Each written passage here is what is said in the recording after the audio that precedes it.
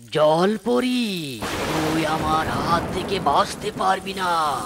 তুই ছলা কলা বাদ দিয়ে আমার জালে ধরা দে বলছি।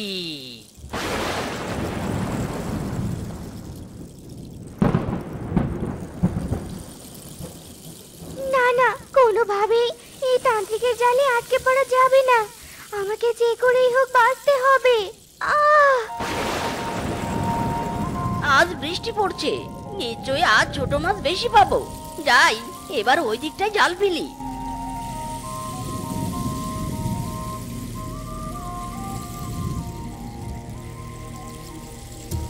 বাঁচাও, বাঁচাও, আমাকে ওই তান্ত্রিকের হাত থেকে বাঁচাও, বাঁচাও, আমাকে আশ্রয় দাও, নিরাপদ আশ্রয় দাও। আরে কে তুমি? এভাবে কাঁদছো কেন? আমি জলরাজ্যের জলপরি। জলরাজ্য থেকে নদীর উপরিতলে আমার এক পাখি বন্ধুর সাথে দেখা করতে এসেছিলাম। তারপর হঠাৎ এক দুষ্ট তান্ত্রিকের নজর পড়ে যায় আমার উপর, আর তান্ত্রিক আমাকে ধরার জন্য আমার পিছু নেয়। আমি বাঁচার জন্য ডুব দেই, আর তোমার জালে আটকা পড়ে যাই। দয়া করে তুমি আমাকে বাঁচাও, আর আমাকে নিরাপদ আশ্রয় দাও। ওই দুষ্ট তান্ত্রিকের হাত থেকে আমাকে বাঁচাও। আরে জলপরি, তুমি কেঁদো না, আমি তোমাকে সাহায্য করব।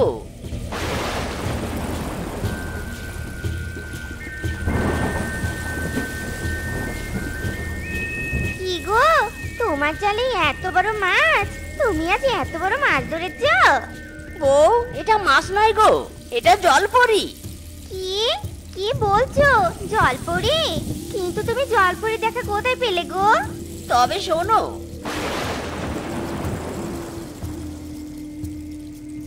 বুঝলে এবার?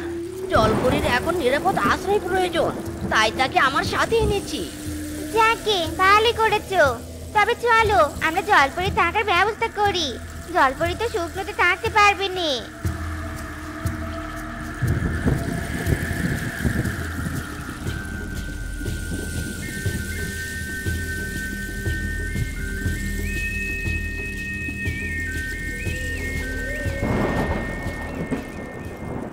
জলপরি, এখন তুমি নিরাপদ, আর কোনো ভয় নেই তোমার।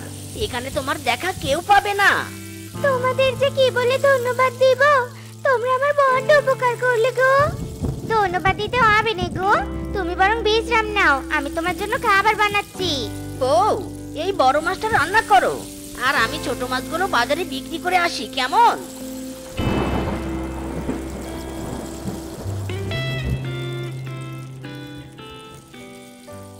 জলপরি আন্টি, ও জলপরি আন্টি ওঠো।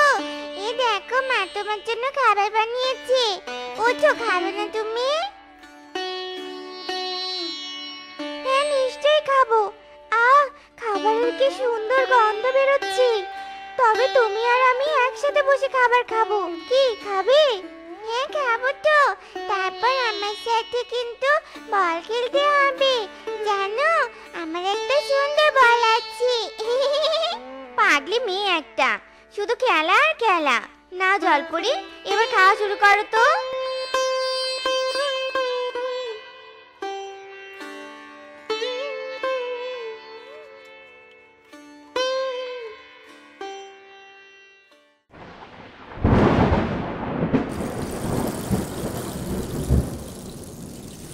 জলপরি, জলপরি, এই নাও, ঘরে একটা মাত্র শুকনো রুটি ছিল, তুমি খেয়ে নাও। বৃষ্টির কারণে মাছ ধরতে যেতে পারিনি, তাই ঘরে বাজারও নেই। তুমি বরং আজ এটা খেয়ে পেট ভরাও গো।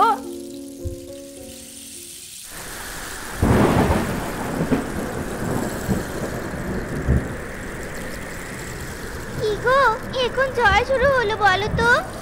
এই ঝড় তো থামবে বলে মনে হয়নি। মা বাবা দেখো দেখো, আমাদের ঘরের চাল ফুটো হয়ে জল পড়ছে। হে সৃষ্টিকর্তা, তুমি রক্ষা করো, রক্ষা করো আমাদের। ওগো, আমাদের ঘরটা বুঝি ভেঙেই পড়বে। দেখো দেখো কেমন করে দুলছে। কি যে হবে গিন্নি কে জানে। পয়সার অভাবে এবার ঘরটা মেরামত করা হয়নি। ভেবেছিলাম সামনে ফসল তুলে ঘরটা ঠিক করব, কিন্তু তার আগেই এমন ঝড় উঠলো, এটা তো আমি কখনো ভাবিনি। হে সৃষ্টিকর্তা, তুমি আমাদের বনবাসীদের রক্ষা করো, রক্ষা করো।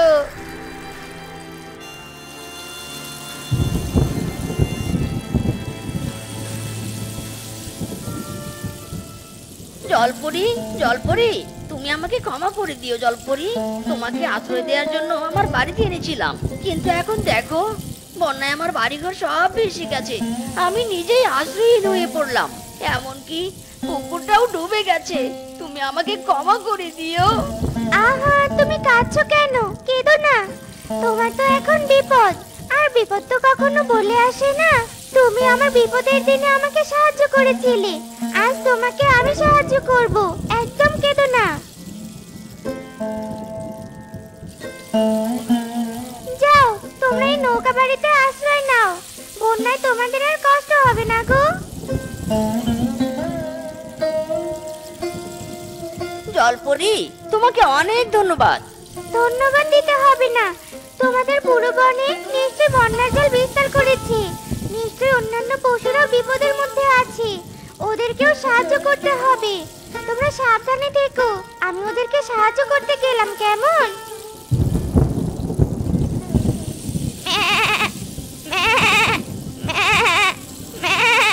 আম্বা, আম্বা। বাঁচাও, বাঁচাও, আমাদেরকে বাঁচাও, বাঁচাও। গিন্নি, আমার হাত শক্ত করে ধরো। আহারে, কি কষ্ট ওদের। দাঁড়াও, আমি তোমাদের সাহায্য করব, ভয় পেও না।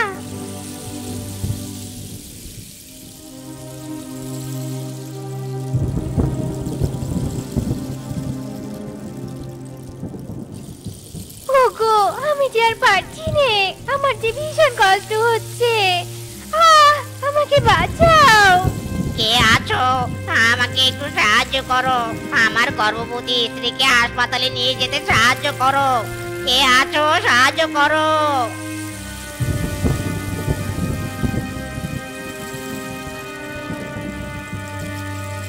এই যে ভাই, তাড়াতাড়ি তোমার গর্ভবতী স্ত্রীকে এই নৌকায় উঠাও। এই নৌকা তোমাদেরকে হাসপাতালে পৌঁছে দিবে।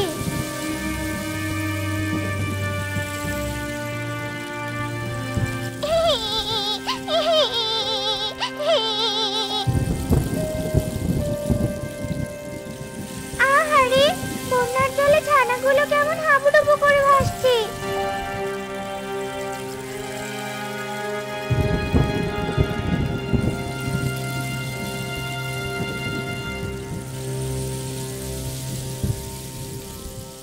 ওগো, জলের যা স্রোত, এভাবে আর কতক্ষণ বেঁচে থাকবো?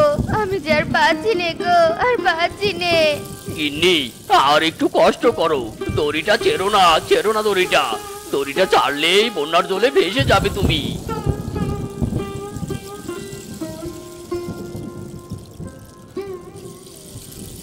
তোমরা তাড়াতাড়ি নৌকায় উঠে পড়ো।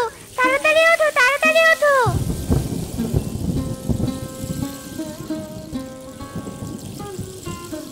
জলপরি দিদি, আমাকে সাহায্য করো। ঘরে কোনো খাবার নেই, আমার দুটো বাচ্চা অনাহারে আছে। দয়া করে আমাকে খাবার দাও।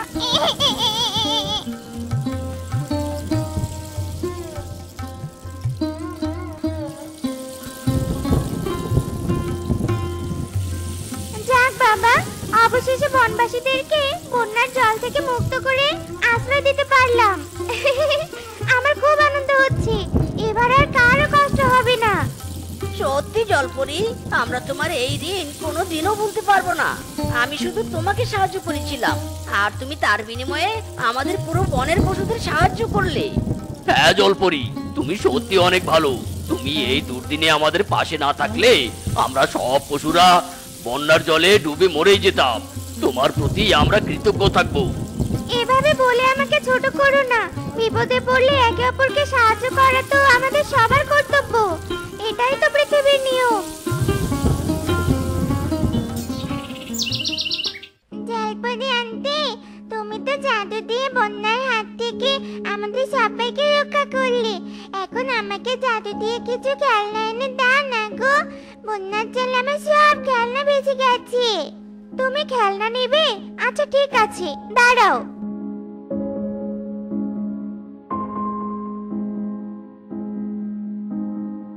ও আচ্ছা, শয়তান জলপরি, তার মানে তুই এই বনে ঘাপটি মেরে লুকিয়ে আছিস, আর আমি ওদিকে খুঁজতে খুঁজতে মরে যাচ্ছি।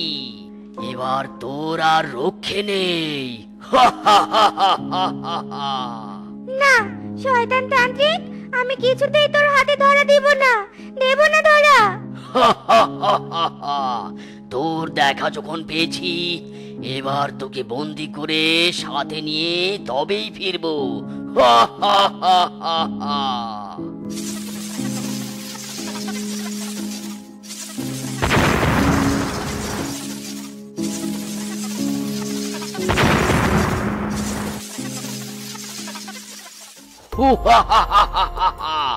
এবার এবার কি করবি?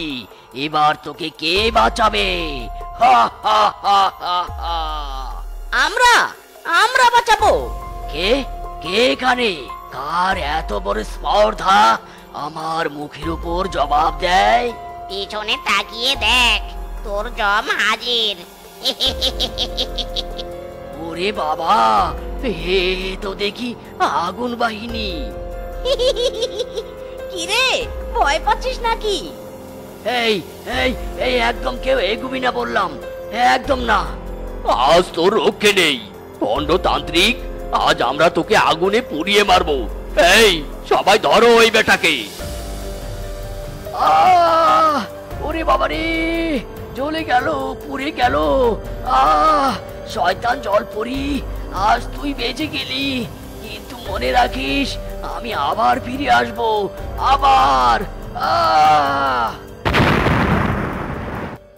জলপরি, তোমার আর কোনো ভয় নেই, তান্ত্রিক শেষ হয়ে গেছে। তোমাদের কাছে আমি সারা জীবন ঋণী হয়ে থাকবো। তোমরা এই তান্ত্রিককে মেরে ফেলে আমার যে কি উপকার করলে এটা তোমরা নিজেরাও জানো না। তবে এখন আমার জলরাজ্যে ফিরতে হবে।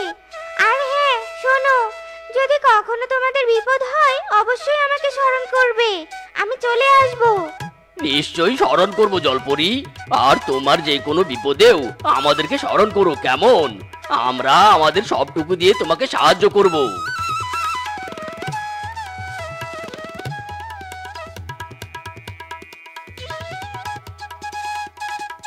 বিদায় জলপরি আন্টি, মাঝে মাঝে আমার সাথে খেলতে এসো কিন্তু।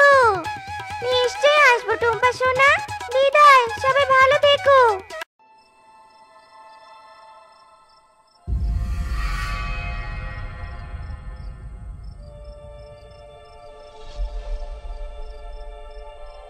সব কাজ শেষ, এখন শান্তিতে ঘুমাবো। সারাদিন কবরস্থান পাহারা দেওয়ার চক্করে বিছানায় একটু গা দিতে পারি না। কি শান্তি।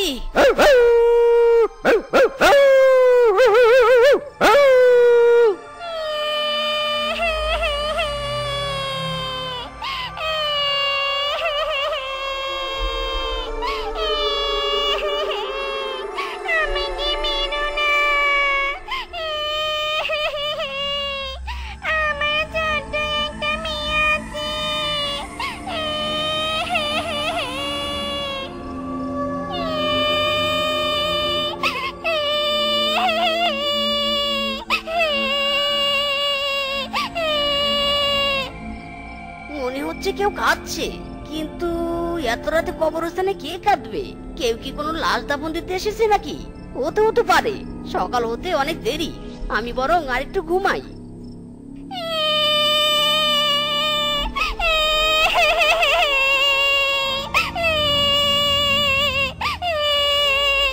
আমার মেয়ের থেকে আমাকে কেন আলাদা করলো?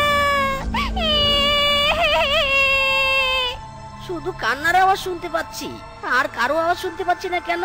ব্যাপারটা কি দেখি তো বাইরে গিয়ে। নতুন যে কবর দিয়েছে, কান্নার আওয়াজটা সেদিক থেকে আসছে। দেখি তো ওদিকে গিয়ে।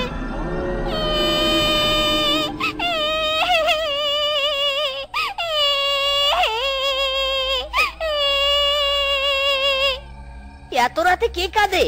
কে ওখানে? কে? মাইরি, কেউ তো নেই, তাহলে কাঁদলোটা কে? তবে কি এসব আমার মনের ভুল? উফ বাবা, আর কিছু ভাবতে পারছি না, ঘুমে চোখ বন্ধ হয়ে আসছে। চল মিসকে, ঘরে চল।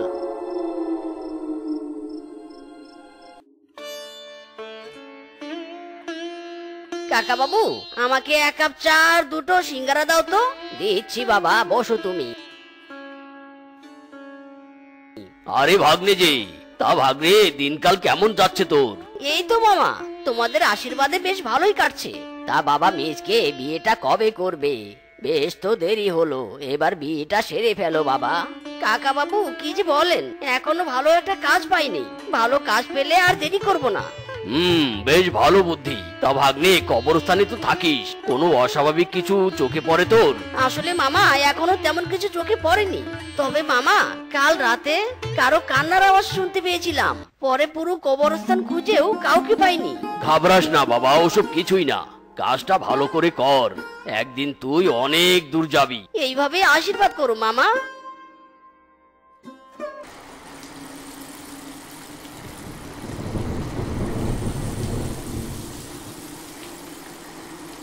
কেউ নেই, এবার ঘুমিয়ে পড়ি।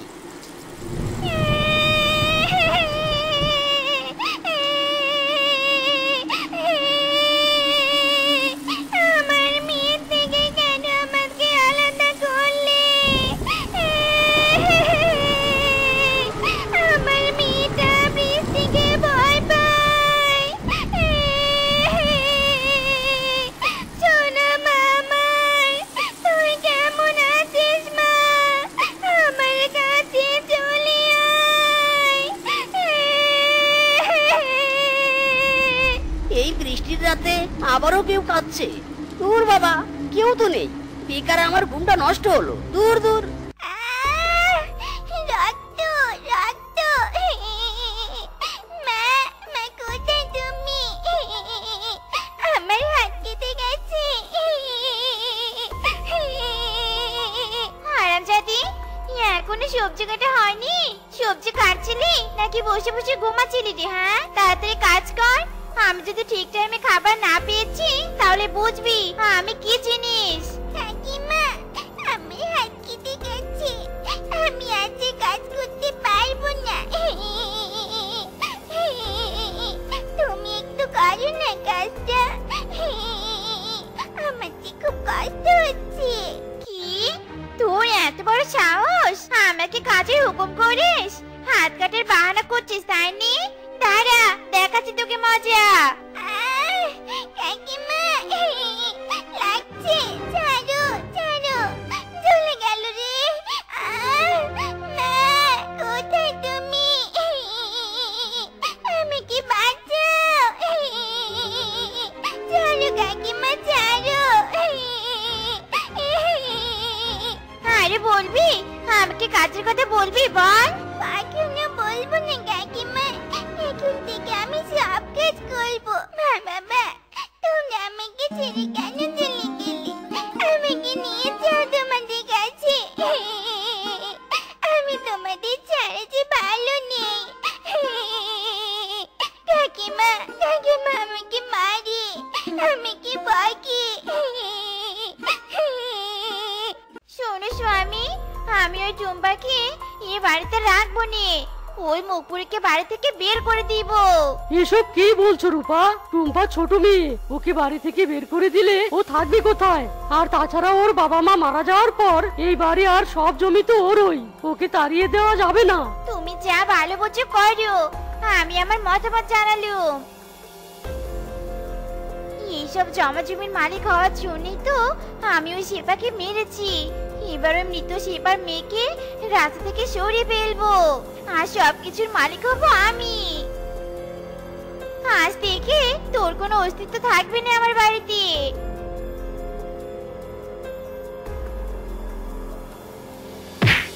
কাকিমা, তুমি আমার ঘরে এত রাতে কি করছো?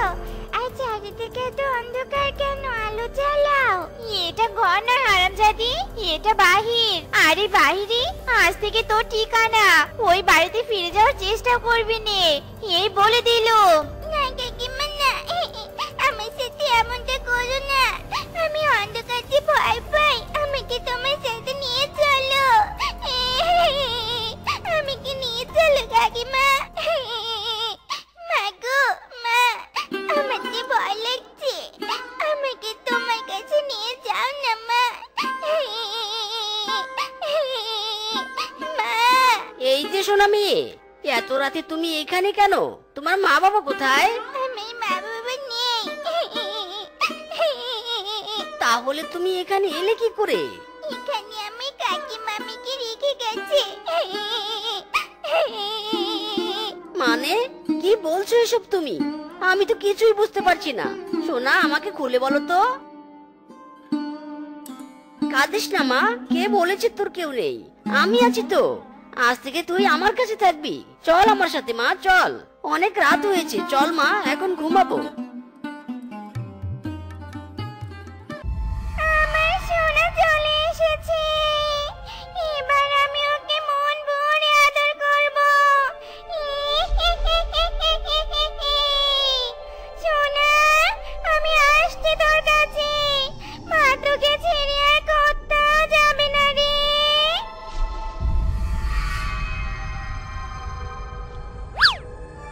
আমার সোনা, কতদিন তোকে দেখি না। তোকে আমি আমার কলিজায় রাখবো রে। টুম্পা মা, কোথায় তুই? এত সকালে কোথায় গেলি? এ কি, দরজা তো বন্ধ। তাহলে টুম্পা কোথায়? ঘরেও তো নেই। মেয়েটার আবার কিছু হলো না তো? টুম্পা মা, এই টুম্পা মা, ওঠ ওঠ। টুম্পা মা, তুই ঘর থেকে এখানে কি করছিস? ঘরের দরজা তো ভিতর থেকে দেয়া ছিল, তাহলে তুই বাইরে আসলি কি করে? আমি কিছু জানি না আঙ্কেল। আমি এই খবরের এখানে কি করে এলাম? আমার খুব ভয় করছে। না না, মেয়েটা ভয় পাচ্ছে। একে আর কিচ্ছু বলা যাবে না। ভয় নেই মা, আমি আছি তো। আর এসব ছাড় তো, চল আমরা এখন ঘরে যাব। টুম্পাকে কে ওই কবরের কাছে নিয়ে যায় আজ আমাকে জানতেই হবে।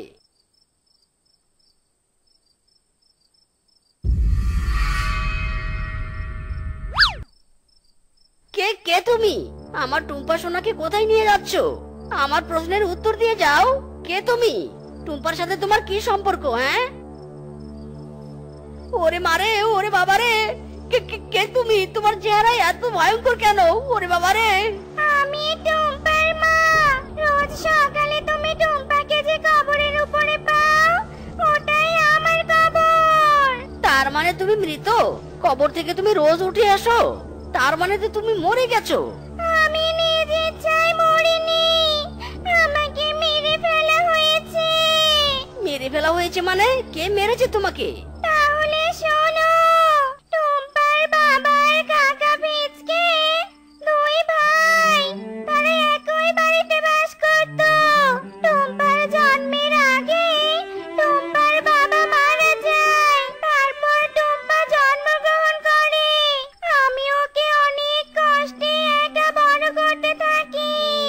টুম্পার বাবার সব সম্পত্তির উপর টুম্পার কাকি রূপার নজর পড়ে। তারপর একদিন রূপা আমাকে বালিশ চাপা দিয়ে মেরে ফেলে। আর আমাকে আমার মেয়ের থেকে আলাদা করে এই কবরস্থানে কবর দেয়। কবর দেওয়ার পর থেকে আমি রোজ রাতে টুম্পার জন্য কান্না করতাম। আর শেষমেশ আমি আমার মেয়েকে পেয়ে গেলাম। টুম্পার কাকি যে তোমাকে মেরেছে, তুমি তাকে কেন শাস্তি দিবে না? আর কেনই নেবে না তোমার মৃত্যুর প্রতিশোধ? আমার মৃত্যু বিধাতা ওভাবেই রেখেছিল, তাই আমি ওকে শাস্তি দেব না। ওকে শাস্তি স্বয়ং বিধাতা দেবে। আর সবচেয়ে বড় কথা হলো, রূপাকে শাস্তি দিলে আমার আত্মা হয়ে আর এই জগতে থাকতে পারবো না। আমাকে উপরে চলে যেতে হবে। আর উপরে চলে গেলে আমার মেয়েকে আদর করতে পারবো না। আমার মেয়েকে আদর করার জন্য হলেও আমি ওকে শাস্তি দেব না। মানতেই হবে তুমি মা হিসাবে বেস্ট, আর একজন আদর্শ শিয়ালিনী হিসাবেও বেস্ট। মা, তুমি আমাকে ছেড়ে আর কোথাও যেও না। তুমি কি ছাড়া আমি আর থাকতে পারবো না মা। কোথাও যাবো না রে মা। এখন থেকে তোর সাথেই থাকবো। আর তোকে অনেক আদর করবো। কবর থেকে মা উঠে এসেছে সন্তানকে ভালোবাসার জন্য। হে বিধাতা, তুমি মা মেয়েকে এভাবে সুখে রেখো আর অন্যায়কারীদের শাস্তি দিও।